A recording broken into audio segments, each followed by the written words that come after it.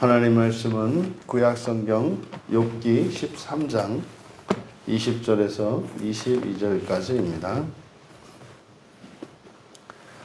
우리 같이 한 목소리로 함께 읽겠습니다. 오직 내게 이 두 가지 일을 행하지 마옵소서. 그리하시면 내가 주의 얼굴을 피하여 숨지 아니하오리니 곧 주의 손을 내게 대지 마소서. 주의 위엄으로 나를 두렵게 하지 마실 것이니이다. 그리하시고 주는 나를 부르소서. 내가 대답하리이다. 혹 내가 말씀하게 하옵시고 주는 내게 대답하옵소서. 기도와 조건 그리고 결단이라는 제목으로 말씀의 은혜를 나누고자 합니다. 이제 친구들에게 자신의 정당함을 토로하였던 욥이 이제 갑자기 하나님께 기도를 드리고 있습니다. 욥이 기도한 내용은 두 가지 일을 행하지 말아 주십시오라는 거였습니다. 오직 내게 이 두 가지 일을 행하지 마옵소서. 지금 여기서 욥은 이 고난을 겪고 있으면서 하나님과 관계를 끊는 것이 아니라 하나님께 기도하고 있습니다. 지금 욥은 하나님을 원망하고 있기 때문에 지금 자신이 겪고 있는 이 불행과 고통의 원인이 하나님이라고 그는 철석같이 믿고 있기 때문에 사실은 하나님과 관계를 끊을 법도 합니다만 하나님과 관계를 끊는 것이 아니라 오히려 하나님께 기도함으로써 이러한 상황 속에서도 하나님의 권세와 주권을 인정하고 있음을 알 수 있습니다. 사실 이런 누군가의 주권을 인정한다라고 하는 것은 합리적인 상황이고 이해할 수 있는 상황이며 또 자신에게 편함을 주는 그런 상황에서 상대방의 주권을 인정하는 일은 너무나 당연한 일입니다. 물론 이 시대가 정말로 이제 주권을 인정하지 않는 그런 시대가 되었기 때문에 자신에게 어떠한 해를 끼치지도 않고 오히려 자신의 선을 위하여 오히려 호의를 베푼다 할지라도 주권을 인정하지 않는 그런 암울한 시대가 되어버렸죠. 이 시대에서 바라보았을 때 이 욥이 이렇게 하나님을 오해하고 하나님을 원망하고 있는 상황에서조차 하나님의 주권을 인정하고 있는 이 모습은 사실 우리에게 귀감이 되고 놀라울 지경입니다. 놀라운 거죠. 기도를 하고 있어요. 그러면 내 기도를 들어주시면 그리하시면 내가 주의 얼굴을 피하여 숨지 않겠습니다. 이 말을 통해서 이 욥이 비록 겉으로는 하나님의 주권을 인정하고 다시 말해서 하나님을 부인할 수는 없는 그런 종교적인 사람으로서 이런 종교적 행위와 실천은 남아 있습니다만 그의 마음은 하나님께 닫혀 있는 것임을 알 수 있습니다. 그래서 이렇게 해주시면 나의 이 두 가지 기도를 들어주시면 내가 주의 얼굴을 피하여 숨지 않을 것입니다. 그러니까 지금 욥의 마음이 하나님의 얼굴을 피하여 숨는, 그러니까 마치 에덴 동산에서 타락한 이후에 아담과 하와에게 일어난 일을 떠올리게 해요. 항상 우리가 죄를 짓게 되면 자신을 감추게 됩니다. 이게 거짓 감정의 첫 번째란 말이죠. 두려움을 느끼든지 아니면 수치심을 느끼든지 그것으로 인해서 자신을 감춥니다. 그럼 여기에 이제 뒤따라오는 것이 우리는 외로움이고 그리고 미움이라는 것을 우리는 성경을 통해서 알고 있습니다. 그러니까 지금 욥이 하나님을 향하여 이게 미움에까지 이르지는 않았어요. 그러니까 미움에 이르게 되면은 이제 관계가 끊어지는 겁니다. 근데 어찌하였든 피하여 숨는 단계. 그러니까 수치심 아니면은 두려움이 있는 거죠. 예, 지금 아직은 욥에게는 하나님의 주권을 인정하고 기도하고 있기 때문에 마음으로는 하나님으로부터 자신을 닫아버리고 고립시켰을지 몰라도 아직은 하나님과 관계가 끊어지지 않고 있습니다. 그러면 욥이 기도한 그 두 가지 일이 뭐냐? 첫 번째, 주의 손을 내게 대지 마십시오. 여기서 손을 대지 말라고 번역을 했습니다만 이것은 적당한 번역이 아니죠.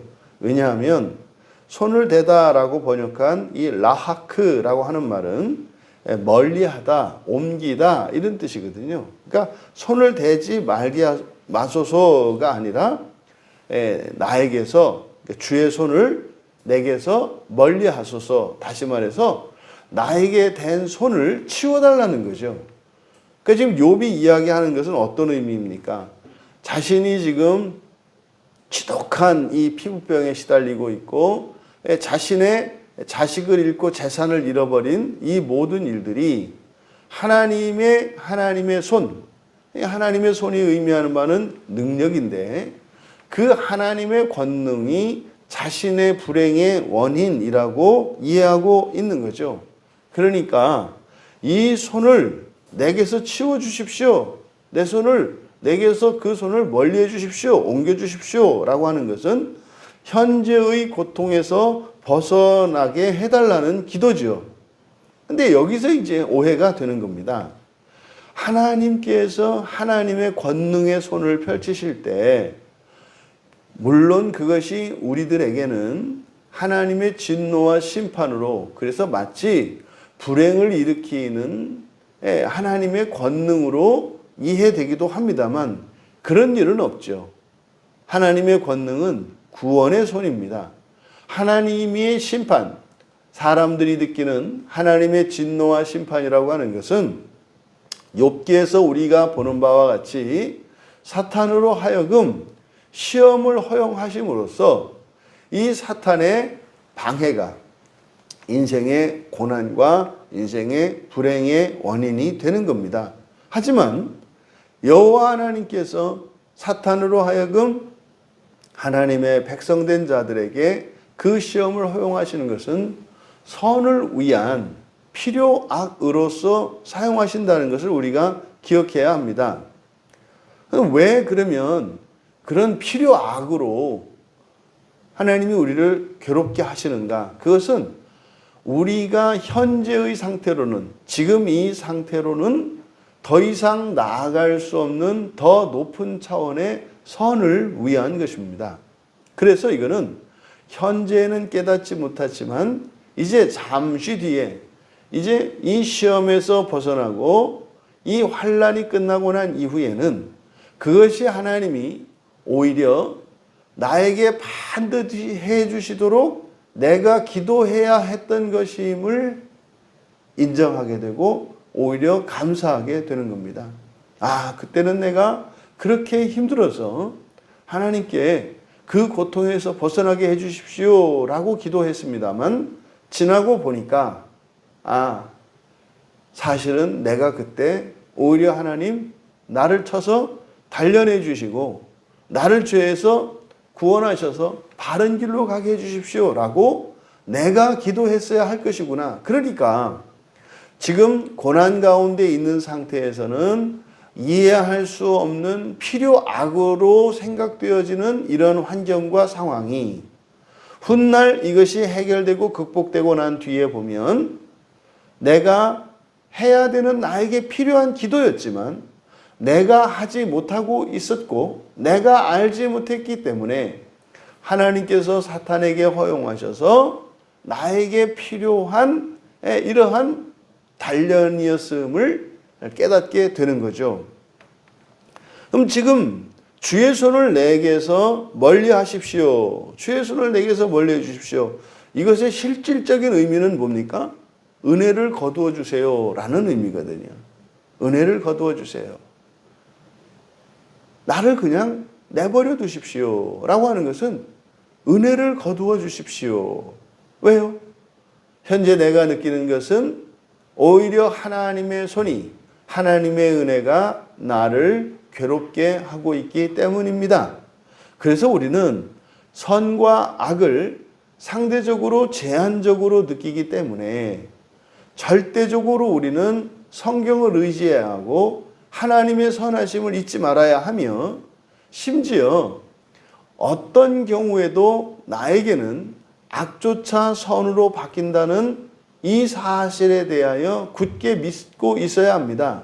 그렇지 않으면 하나님의 선을 악으로 착각할 수도 있고 또 나의 악을 선으로 착각할 수도 있게 되기 때문입니다. 그러니까 하나님이 우리를 구원하시기 위하여 주신 이 성경과 또 하나님께서 이 성경을 대언하도록 한 이 교회의 질서라고 하는 것은 하나님이 우리에게 보증하시는 선한 구원의 도구인 거예요.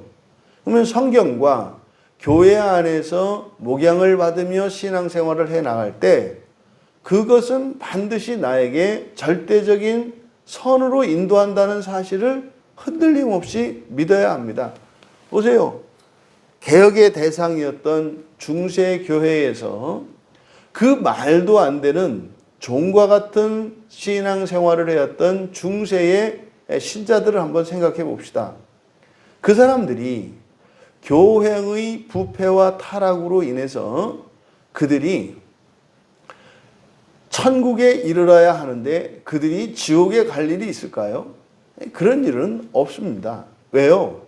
그것은 하나님께서 맡기신 바로 그들의 지도자였고 그들의 목자였던 교회의 잘못으로 인해서 신자에게는 해가 되지 않아요. 그러면 교회의 주인 되시고 머리 되시는 예수 그리스도께 책임이 있는 게 되지 않습니까? 그러니까 그 어떤 경우도 교회로 인해서 교인들이 해를 입는 일은 없습니다. 이것이 우리가 하나님이 우리에게 세워주신 우리의 목자가 되는 교회를 믿고 따라가는 이유예요. 교회 자체가 완전하기 때문이 아닙니다. 그러면 아무 교회나 그냥 막 있으면 되나요? 예. 만약에 그 교회를 당신이 진심으로 하나님께서 세우신 교회이며 그 목양의 질서 속에서 정말 하나님의 말씀도 없고 정말 형식적으로 교회라고 하는 허울만 있는 그곳에서 주님의 주 되심을 고백하고 부활의 소망을 믿고 또 그러한 열악한 상황 속에서도 말씀에 목말라 하는 나를 하나님이 구원하여 주실 것이라는 것을 믿고 그 교회에 있다면 하나님께서 반드시 목양의 질서를 통해서 구원하십니다. 그러지 않겠어요? 도대체 성경을 배울 수도 없고 들을 수도 없는 그런 상황이라면 요즘 같은 경우에는 인터넷을 통해서 설교를 듣게 하든지 아니면 주변에 있는 지인을 통해서 듣게 하든지 반드시 구원하게 하시는 하나님의 말씀을 들을 수 있게 해주세요. 그럼 반대로 하나님의 말씀이 아무리 선포되어지고 바른 말씀이 선포되고 하나님이 기뻐하시는 교회라 할지라도 거기에서 하나님의 선하심을 믿지 못하고 하나님의 전능하심을 믿지 못하는 상태에서 그곳에 있은들 온전한 구원의 은혜를 누릴까요? 그건 또 아닙니다. 그러니까 가장 좋은 것은 하나님의 말씀이 바르게 선포되는 교회에서 바른 말씀이 선포되기 때문에 그 교회를 믿고 따르는 것이 아니라 하나님이 이 교회의 주인 되시고 우리의 주 되신 그리스도 예수께서 주권자로서 머리 되심을 인정함으로 교회의 목양을 따르는 거죠. 이것이 최상의 상태입니다. 하지만 이 둘 가운데 하나는 반드시 가져야 하는 거죠. 차선책은 엉망진창인 교회라 하더라도 그리스도 예수의 주되심과 전능하심과 선하심을 믿고 그곳에서 교회의 주권을 인정하며 목양의 질서 속에 있든지 아니면 최소한 하나님의 말씀이 선포되어서 현재적으로는 기쁨과 만족을 누리지 못하고 갈등을 겪고 있을지라도 어찌하였던 진리의 말씀을 들음으로써 영향을 받을 수 있다면 이것이 둘 중에 하나가 차선책이어야 하는 거죠. 그럼 둘 다 아닌 경우죠. 교회의 권위도 인정하지 않고 하나님의 말씀도 선포되지 않는 교회에 있다면 거기는 하루속히 모두 떠나야 합니다. 목사도 떠나야 하고 교인도 떠나고 그 교회는 현판을 내리는 것이 모두에게 선합니다. 지금 이 욥이 겪고 있는, 그래서 욥이 하는 이 기도, 주의 손을 내게서 멀리하십시오 라고 하는 이 기도는 사실상 우리의 신앙생활 속에서도 일어나게 됩니다. 왜요? 우리는 육체적이고 현재적인 선을 더 영적이고 영원한 선보다 더 우선시하기 때문입니다. 당장 입에 단 것이 삼키기 좋다 이 말입니다. 입에 쓴 것은 삼키기 싫어하는 거죠. 우리 안에 죄로 충만해 있다는 사실을 잊어서는 안 됩니다. 나의 마음을 즐겁게 하고 내 귀를 간지럽히는 이런 것들은 결코 나에게 영원한 선이 되지 않습니다. 오히려 나에게 고통을 주고 불편을 일으키고 꺼려지는 그 길을 따라가는 그것은 양약과 같이 나의 영혼에 분명히 그것은 생명의 약이 될 수 있다고 하는 사실을 우리가 기억해야 합니다. 두 번째 기도는 주의 위엄으로 나를 두렵게 하지 마십시오 라고 하는 겁니다. 여기서 위엄이라고 번역한 이 단어는 에마흐인데 이것은 공포입니다. 공포. 주의 공포로. 그래서 두렵게 하다라고 번역한 말은 바하트라는 말을 번역한 건데 이 바하트는 습격하는 거예요. 독수리가 하늘에서 이렇게 휘휘 날다가 아래 사냥감을 발견하고 내리 꽂히지 않습니까? 이렇게 엄습하는 거예요. 그러니까 그 엄습함의 결과로서 이제 이렇게 두렵게 한다라고 번역되어 있습니다만 여기를 직역하면 주의 공포가 나를 덮치지 않게 하소서. 지금 이것은 욥의 심리를 나타내고 있는데 여호와에 대한 경외심이 욥에게는 공포심이 된 겁니다. 이건 무슨 말이냐면 예수 그리스도를 믿는 그 믿음이 이제 오히려 잘못하면 벌을 받을지도 모른다고 하는, 잘못하면 하나님이 주님이 나를 심판하실지도 모른다라고 하는 이런 착각을 말하는 겁니다.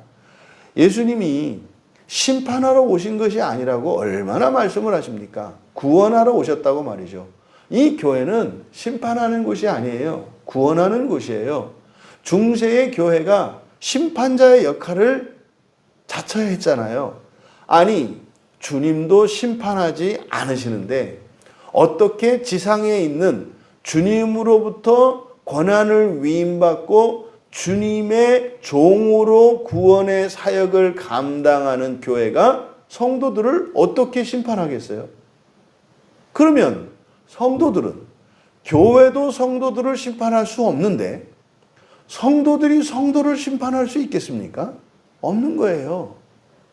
하나님도 심판하지 않는데 어떻게 교회가 성도를 심판하며 성도가 성도를 심판하는가 이 말입니다. 그런데 세상은 끊임없이 가르쳐요. 심판할 수 있다고 말이죠. 너의 기준으로 다른 사람을 정죄할 수 있다고 가르쳐요. 이게 세상의 가르침입니다. 아니 여러분, 사탄도 심판하지 않는 세상이에요. 내버려 두시잖아요. 이게 신자들의 삶에 고통을 일으키고 악을 자행하도록 허용하시고 내버려 두시잖아요. 심판하지 않으시잖아요. 왜요? 그 악조차도 오히려 악이 없었더라면 그가 누릴 수 없는 더 큰 선을 이루실 수 있기 때문에 그러는 거예요. 근데 우리는요, 사실은 심판하는 것이 아니라 뭡니까? 나의 불편과 나의 싫음, 이런 거짓 감정의 미움과 외로움과 수치심과 이 두려움이라고 하는 거짓 감정을 심판이라고 하는 명분을 붙여서 이러저러한 기준을 대어서 이 기준에 맞지 않으니 잘못된 것이다 하여 심판하는 것 아닙니까? 심판의 근본적인 실제적인 원인은 거짓 감정입니다. 이 세상에 누가 누구를 심판할 수 있으면 반대로 이 세상에서 어느 누구에게도 심판받지 않을 수 있는 사람이 있습니까? 욥은 자신이 심판받을 수 없는 사람이라고 생각하고 있어요. 그것이 그에게 어떻게 작용하고 있습니까?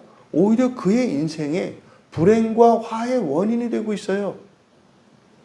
자신을 심판하는 것이 아니라 자신을 하나님의 말씀에 두고 자신의 죄를 성찰해내고 감추어진 허물을 들춰서 하나님 앞에 회개하고 이 고난의 상황을 통해서 내가 알지 못하는 죄가 무엇인지 하나님께 가르쳐 주시도록 은혜를 구하는 것이 아니라 자기의 기준을 가지고 심판하며 살아갈 때 인생은 불행의 늪에서 벗어날 수가 없어요. 여러분, 심판하는 일은 괴로운 일입니다. 아무리 그것이 의로운 심판이라 할지라도 보통 어려운 일이 아니에요. 구약의 광야에서 이스라엘의 삶을 보세요. 모세가 하는 일이 하루 종일 아침부터 밤까지 옳고 그름을 심판하는 일이었어요. 그의 장인이 와서 보니까 욥의 삶이 그렇게 행복해 보이지 않아요. 괴로워 보여요. 그러니까요. 그거 괴로운 거 그거 감당할 수 없구만. 왜 혼자 하는가? 나누어지라는 거죠. 여러분, 결단코 심판하는 일은 이 세상에서 행복한 일이 아니에요. 하나님도 하지 않는 심판을 왜 하려고 하는가? 근데 지금 이 욥이 하나님을 심판자로 인식하고 있어요. 그러니까 하나님의 그 거룩하심이 욥에게는 공포로 나타나고 하나님의 임재가 하나님이 욥에게 다가오면 그것이 공포가 그를 덮치는 것 같다 이 말이에요. 에덴 동산에서 똑같았잖아요. 여호와 하나님께서 아담아 불렀을 때 주님의 음성은 아담에게 덮친 공포였습니다. 아담아라고 부르는 그 목소리조차 아담에게는 공포 그 자체였어요. 숨어버렸죠. 우리가 우리의 마음속에 거짓 감정이 작동하게 되면 심판자가 되고 그 심판자가 되면 다른 이들을 심판하듯이 하나님도 나를 심판하는 자로 인식이 되기 때문에 하나님을 피하게 되어 있습니다. 그러니까 지금 욥은 하나님이 욥에게 다가오면 그것이 공포스러워요. 싫어요. 두려워요. 꺼려지는 거예요. 그래서 멀어질 수밖에 없는 상황입니다. 사실은 주의 손을 내게 대지 마십시오. 우리말 성경에 이렇게 번역된 주의 손을 내게서 멀리 해주십시오라고 하는 것은 욥이 지금 말하고자 하는 바는 뭐예요? 이 고난을 나에게서 거두어가 주십시오라고 하는 거죠. 그런데 그것의 실질적인 의미는 뭐예요? 은혜를 거두어 달라고 얘기를 하는 거죠. 나를 하나님 아들 삼으려고 하지 마시고 그냥 사람으로 만족하게 살다가 영원한 지옥에서 그때 가서야 내가 구원을 이루게 해주십시오 라고 하는 거거든요. 두 번째로 위험으로 나를 두렵게 하지 마십시오 라고 번역된 이것은 주의 공포가 나를 덮치지 않게 하소서라는 것은 지금 내게서 손을 떼시고 앞으로도 다시 이런 일이 일어나지 않게 해주십시오. 이게 뭡니까? 욥의 고백은 이 고난을 나에게서 치워주시고 앞으로 다시는 이런 불행하고 고난스러운 상황이 일어나지 않게 해달라는 보장이죠. 하지만 이것의 의미는 뭐예요? 지금 욥은 거꾸로 느끼고 있기 때문에 지금 내게서 은혜를 거두어 가시고 앞으로도 나에게는 은혜를 주지 마십시오라고 기도를 하는 겁니다. 하지만 욥의 마음은 그런 게 아니에요. 욥의 마음은 이 불행을 치워버리는 거거든요. 근데 불행을 치워달라고 하는 기도가 자신의 잘못된 생각으로 인해서 이 불행이 영원한 불행이 되게 해주십시오라고 기도하고 있는 거죠. 이게 이방인의 기도예요. 이게 알지 못하고 하는 기도예요. 이게 육체의 정욕을 위하여 구하는 기도예요. 몸의 편안, 내 뜻대로 이루기 위해서 하는 기도, 이런 기도를 하나님이 들어주십니까? 이것을 선으로 바꿔주시죠. 이어서 욥이 결단을 합니다. 나를 부르십시오. 그러면 대답하겠습니다. 혹은 그렇지 않으면 제가 말하게 하시고 대답을 주십시오. 이거는 지금 욥은 자신이 겪고 있는 이 상황은 부당한 상황이에요. 그래서 사실상 하나님과는 정상적인 대화가 불가능한 상황임을 피력하는 거예요. 이게 제가 겪었던 상황이에요. 저 또한 인생에 닥친 이런 고난으로 인해서 예배의 자리를 떠났던 데가 있다 이 말이죠. 그때 제가 했던 기도가 이 기도예요. 하나님, 나를 보고 싶으세요? 나의 예배를 받고 싶으세요? 그러면 내 환경을 바꾸세요. 하나님이 잘못하신 거 바로 잡으세요. 그러면 내가 돌아갈게요. 이게 지금 딱 이 말인 거죠. 그러니까요, 신앙생활이 불가능한 원인이 하나님께 있다는 거예요. 그러니까 하나님이 이 상황을 고쳐달라는 거예요. 그러면 내가 한번 생각을 해보겠다는 거죠. 이게 고난을 만났을 때 고난을 만난 신자들을 이 사탄이 함정에 빠뜨리는 겁니다. 하나님, 환경을 바꿔주세요. 하나님, 이 답답하고 억울한 나의 입장을 하나님, 정의를 바로잡아 주십시오. 그러니까 내 생각대로 되는 걸 정의라고 생각을 하죠. 어떻게 이럴 수 있습니까? 지금 병에 걸린 우리 아버지를 고쳐주십시오. 여러분, 이런 일이 일어나요. 실제로 우리의 삶 속에서. 그러니까 지금 하나님이 내 불행의 원인인 거잖아요. 그러니까 악한 분이신 거잖아요. 그러니까 하나님 먼저 똑바로 변화되라는 거예요. 그러면 내가 하나님 앞에 나아가겠다는 거죠. 이게 이제 가족 간에서도 이런 일이 일어나는 거예요. 당신이 네가 잘못한 거 사과하고 돌아와. 그러면 내가 내 마음을 열게. 여러분, 그런 거 없는 거라니까요. 모든 불화와 관계의 단절의 원인은 나에게 있는 거라니까요. 상대방이 아무리 죄를 짓고 잘못했다 할지라도 그거로 인해서 관계의 단절의 원인이 상대방에게 있지 않아요. 관계 단절의 책임은 항상 나에게 있는 거예요. 내가 관계를 끊는 것이고 내가 멀리하는 거예요. 상대방의 잘못은요. 이게 잘못은 잘못이에요. 그것과 관계를 단절하는 것은 별개의 문제다. 이것을 기억해야 한다. 지금 이 욥의 이 결단, 부르십시오, 대답하겠습니다. 제가 말하게 하시고 대답을 해 주십시오. 이게 지금 욥이 결단한 건데, 이렇게 하나님이 이렇게 해 주시면 피하지 않겠습니다. 라고 이야기를 했잖아요. 그리고 나서 결단이에요.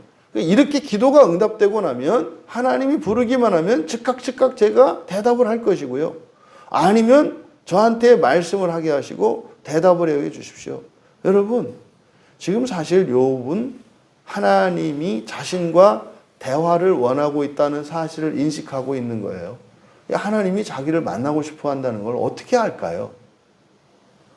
본성적으로 거듭난 사람들은 하나님의 선하심을 믿고 하나님이 아버지 되심을 알아요. 그러니까 이게 사라지지는 않습니다. 그런데 오해로 인해서 하나님과 관계를 끊는 거죠. 이게 여러분 고스란히 가족관계와 교회 지체의 관계가 그렇다니까요. 가족관계는요 끊어지는 게 아니에요. 거짓 감정으로 인해서 미워할 수 있고 외로워할 수는 있습니다만 끊어지는 게 아니에요. 이것을 잊지 말아야 합니다. 그러니까 가족은 가족인 거예요. 미워한다 하더라도 가족인 거예요. 끊어질 수 있는 게 아니에요. 교회의 지체의 관계가 그런 거예요. 교회는 영적인 가족일 뿐만 아니라 가족 정도가 아니라 지체잖아요. 이거는 끊어지는 게 아니에요. 그래서 어떻게 해야 됩니까? 거짓 감정이 있으면 이야기를 해야 된다니까요. 이야기를 하면 아무 문제가 없어요.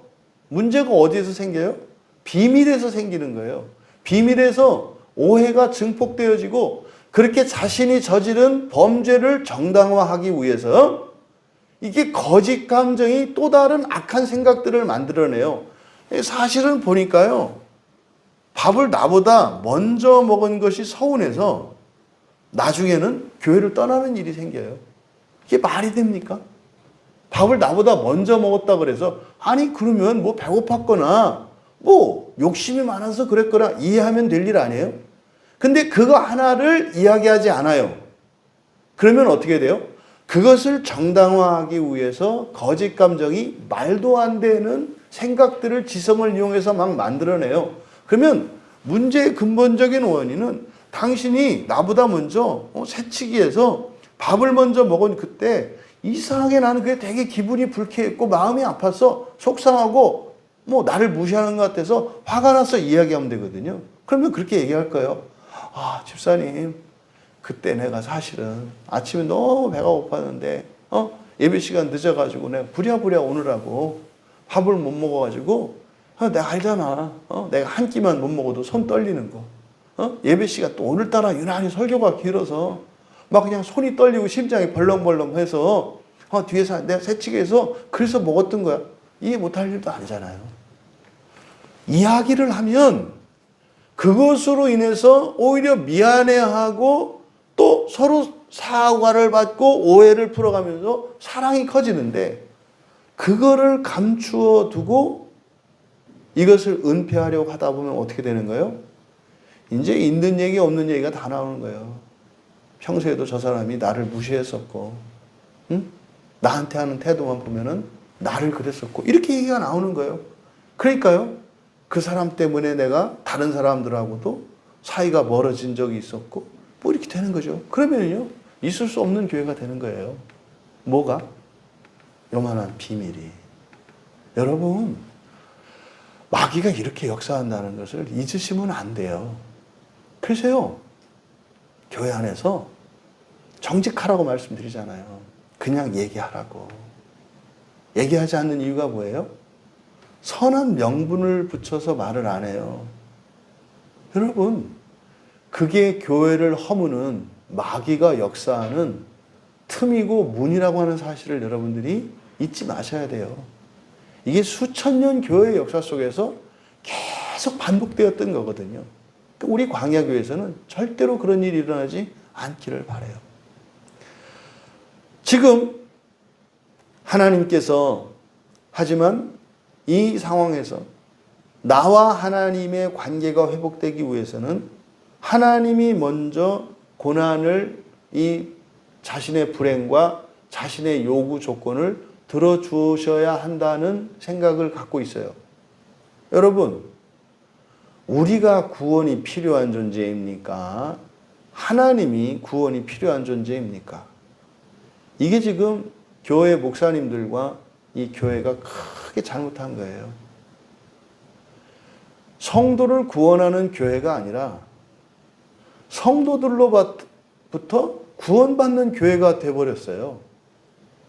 내가 일하지 않으면, 내가 헌금하지 않으면, 내가 여기 오지 않으면 이 교회는 무너질 거라는 생각이죠. 그러니 구원받아야 할 자들이 구원하려고 지금 교회에 드나드는 이 상황이 이게 어떤 상황이겠습니까? 이것은요, 성도들에게 잘못이 있지 않아요. 목회자들에게 있어요. 철저하게 목회자들에게 있어요. 구원을 또 목회자들이요, 나쁜 뜻으로 부르는 거 아니에요. 선한 뜻으로 부르는 거예요. 왜요? 아니, 구원을 안 받으려고 하니까 어떻게 해서든지 달래서 구원해 주려고 얼르고 달래서 앉혀놔야 되니까 그렇게 한 거죠. 여러분, 마귀는, 죄는 항상 선한 것을, 선한 동기를 이용해서 악한 열매를 맺는다는 것을 잊으시면 안 돼요. 선한 뜻으로. 그게 옳으니까. 악을 행하는 것은 어리석은 일입니다. 우리가 구원의 길을 따라갈 때 해야 되는 일은 동기와 과정과 결과 모두 선해야 한다는 것을 기억하셔야 돼요. 근데 이 과정 속에서는 말입니다. 항상 선할 수가 없어요. 왜? 우리가 죄 가운데 있기 때문에 죄도 있고 자신이 모르는 허물도 있기 때문에 과정 속에서는 항상 악해요. 그래서 하나님은 이 과정 속에서 역사를 하신단 말이에요. 그래서 우리의 악을 선으로 바꾸시면서 우리의 실수를 바른 길로 바꾸시면서 하나님이 하세요. 근데 마귀는 어차피 과정은 악하기 때문에 거기 와서 굳이 역사하지 않아요. 뭐예요? 동기와 결과를 악하게 만들려고 한다고요. 그러니까 선한 동기를 가지고 악한 결과를 맺게 하지, 그 과정 자체에 참아서 마귀가 절대로 참아라, 뭐해라 이렇게 하는 법이 없어요. 참아라, 기다려라, 용서해라 이런 말 안 해요. 마귀는 절대로 그렇게 안 해요. 바로잡아라, 가만히 있으면 안 된다, 뭐 이렇게 이야기를 하죠. 이것을 여러분이 기억하셔야 합니다. 그러함에도 불구하고 욥의 이 기도를 통해서 우리가 얻을 수 있는 교훈이 있어요. 그게 뭐냐? 기도는 결단과 함께 하는 거라는 거예요. 지금 욥이 기도를 하면서 하나님 이렇게 해주시면 제가 이렇게 할게요, 저렇게 할게요 라고 하는 결단을 하잖아요. 그러니까 기도라는 것은 말하자면요, 계약서를 갱신하는 것과 같아요. 계약서의 내용이죠. 계약서의 내용을 이렇게 바꾸는 것과 같은 일이 기도예요. 기도를 하면서 하나님 제가 생각해 보니까 이러이러한 게 문제가 있었더라고요. 나는 제가 이걸 고칠게요. 그러니까 제 인생에 드리워졌던 제 미래에 있는 불행의 요소들을 제거해 주세요. 이게 기도잖아요. 그러려면은요, 제가 제 본성을 바꾸겠습니다 라고 하는 결단이 있어야 되는 거예요. 기도는 그래서 그냥 끝도 없는 기도의 제목들을 쭉 열거하는 게 기도가 아니에요. 기도한다는 것은 기도와 함께 뭐가 있어야 돼요? 결단이 있어야 한다고요. 고난의 결단이. 그래서 기독교의 기도와 타종교의 기도의 차이는 이 부분이에요. 고난의 결단과 함께하는 기도가 그리스도인의 기도예요. 그냥 우리의 이러저러한 필요들만 쭉 목록해서 저 인터넷으로 주문하듯이 그냥 쫙 주문서 날리면 그럼 돈이라도 보내든지. 세상에서도 그러면 뭐 계산하지 않아요? 계산이라도 하든지. 또 그때는 은혜라네. 값없이 거저 주시는 거니까 이거 필요하고 이거 언제까지 뭐 하고 이거 하니까 이거 해서 빨리 하세요. 뭐 이런 거 아니에요? 그러면서 정해진 시기에 정해진 분량만큼 이게 잘못되면은 그 배달 사고 났다고 바로 소비자 고발원에 신고하는 거 아니에요? 그게 우리들이 하는 짓 아니에요? 교회 안에서 일어난 일을 왜 엉뚱한 데 가서 얘기를 해요? 왜 세상 법정에 가서 얘기를 해요? 그 마귀 짓이잖아요. 아니, 바로 전화해서 안 왔어요, 보내주세요 해야 되지. 왜 옆집 가가지고 하나님한테 기도했는데 안 들어준다? 이 얘기를 왜 거기서 하냐니까요. 천하의 바보죠. 그래서 그 회사 망하지 않겠어요? 그거 망하면은 너네 집에서 더부살이 해야 되지 않겠어요? 여러분, 기도는 무엇과 함께 하는 거다?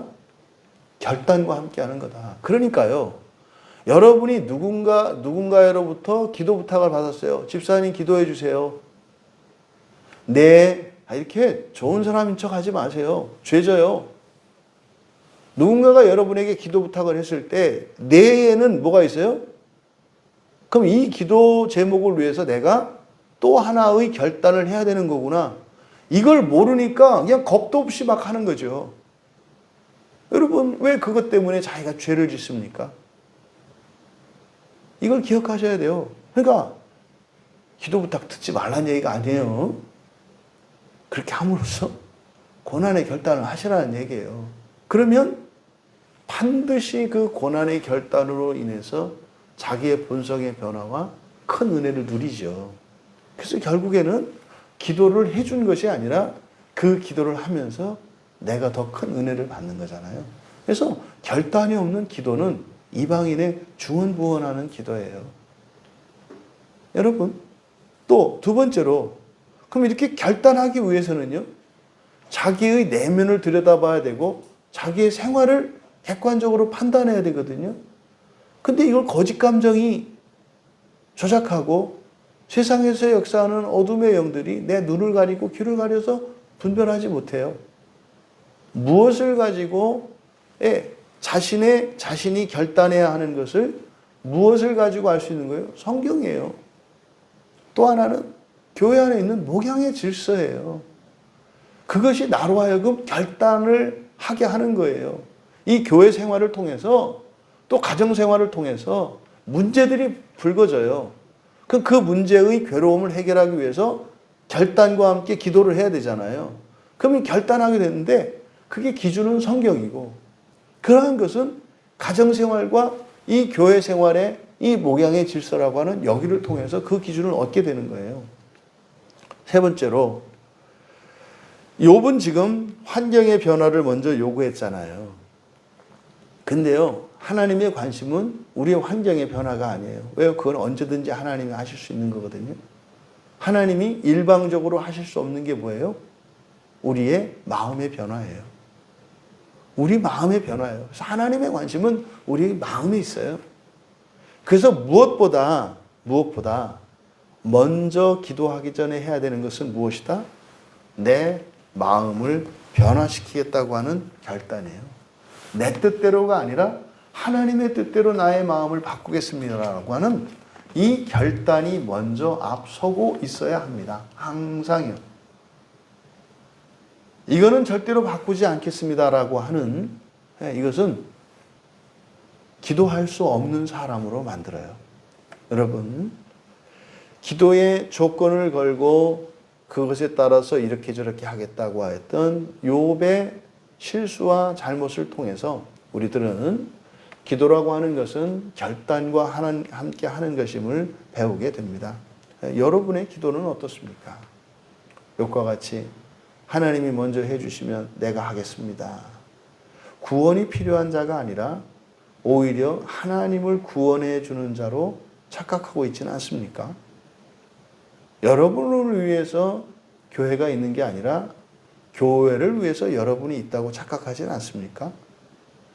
여러분의 가정을 위해서 여러분이 있는 게 아니라 여러분을 위해서 가정이 있다고 착각하고 있지는 않습니까? 질서를 바로잡으시고 우리에게 구원이 필요하다는 사실과 그 구원을 위해 하나님께서 세워놓으신 영적인 질서를 따라 그 구원의 은혜를 누리며 그 풍요한 존귀한 삶을 살아갈 수 있기를 주님의 이름으로 축원합니다. 존귀하신 하나님, 저희들은 절대적으로 구원이 필요한 자들이며 구원이 필요한 그것이 비참하거나 수치스럽게 하는 것이 아니라 영광스러운 것이며 참으로 복된 것임을 깨닫게 하여 주셔서 하나님께 구원을 요청하는 일이 참으로 지혜롭고 복된 일인 것을 깨달아 죄를 감추지 않게 하시고 작은 죄조차도 거리낌 없이 정직하게 겸손한 마음으로 드러내어 모든 것에 완전한 구원이 이루어지기까지 거룩한 삶을 살아갈 수 있는 복된 성도들 다 되게 하옵소서. 감사하며 예수님의 이름으로 기도하옵나이다.